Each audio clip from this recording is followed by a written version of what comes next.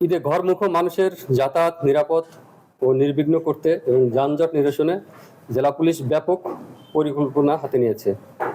ঢাকা চট্টগ্রাম মহাসড়ক সহ কুমিল্লা নোয়াখালী, কুমিল্লা সিলেট আঞ্চলিক মহাসড়কগুলোতে জেলা পুলিশের 24টি মোবাইল পেট্রোল, ডাকাতি, ছিনতাই ও যানজট নিরসনে কাজ করছে।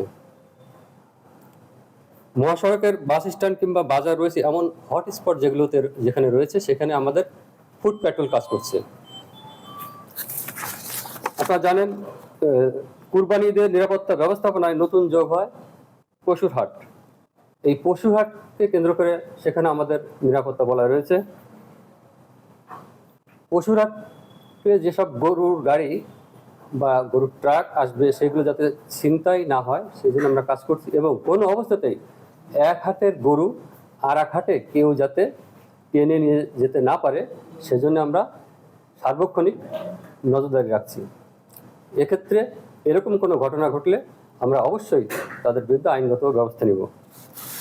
আমরা হাটকে কেন্দ্র করে অজ্ঞান পার্টি, মলম পার্টির তৎপরতার বিরুদ্ধে আমরা নজরদারি রাখছি এবং আমাদের সাদা পোশাকে আমাদের টিম সেখানে কাজ করছে।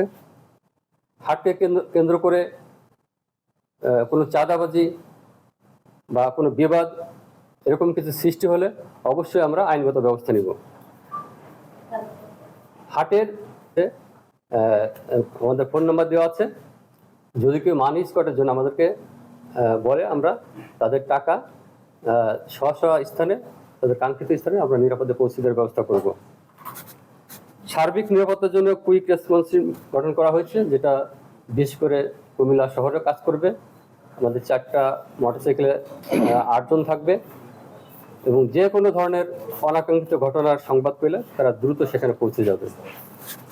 ঈদের ছুটিতে বাসাবাড়ির নিরাপত্তা, ব্যাংক, বীমা, আর্থিক প্রতিষ্ঠান, স্বর্ণের দোকান যাতে ছিনতাই বা চুরি না হয় সেজন্য আমাদের ব্যাপক তৎপরতা রয়েছে। আপনারা জানেন, গতকাল রাত 10টার দিকে আমাদের নিয়মিত চেকপোস্ট ছিল, যেটাকে আমরা এই ঢেলে সাজিয়েছি বিশেষ করে এই কুরবানি ঈদকে সামনে রেখেই। সেখানে ইপিজেড ফাঁড়ির আমাদের একটি টিম চেকপোস্ট করতেছিল। ঠিক 10:30টার সময় একটি সিএনজি যোগে 5 জন সন্ত্রাসী তাদেরকে ওভারটেক করে যাওয়ার চেষ্টা করে। আমাদের টিমে যখন সন্দেহ হয় তাদেরকে দাঁড়াতে বলে, সাথে সাথে তারা তাদের হাতে থাকা তাদের পিস্তল দিয়ে আমাদের অফিসার এসআই খাজু মিয়াকে গুলি করতে উদ্যত হয়। এবং আমাদের আরেকজন ফোর্স তাকে পিছন থেকে জাপটে ধরার পরে অন্যরাও তাকে ধরে ফেলে এবং অস্ত্র তাক করা অবস্থায় আমরা তাকে অ্যারেস্ট করি। আমরা 3 জনকে অ্যারেস্ট করতে পেরেছি এবং সাথে আরো 2 জন ছিল। অবাক করা বিষয় হচ্ছে যে এই 3 জন সদ্য জেল থেকে তারা বের হয়েছে। তার ভিতরে 2 জন, একজন রাকিবুল হাসান রিয়াদ, একজন সোহাগ মোল্লা, গতকাল সন্ধ্যায় তার জেল থেকে বের হয়েছে। সন্ধ্যায় বের হয়ে তার রাত্রে এই অপারেশনে বের হয়। এবং আরেকজন খায়রুল হাসান, বাড়ি শ্রী বল্লভপুর, কুমিল্লা, সে 1 মাস আগে জেল থেকে বের হয়।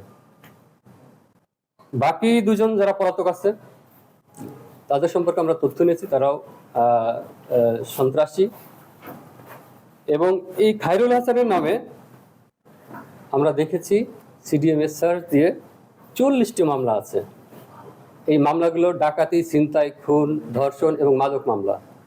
এবং রাকিবুল হাসান এর বাড়ি বাহুরূপা, কুমিল্লাতে, এর নামে 16টি মামলা আছে। সোহাগ মোল্লা এর বাড়ি নয়াকান্দি, মতলব চাঁদপুর, এর নামে 14টি মামলা রয়েছে।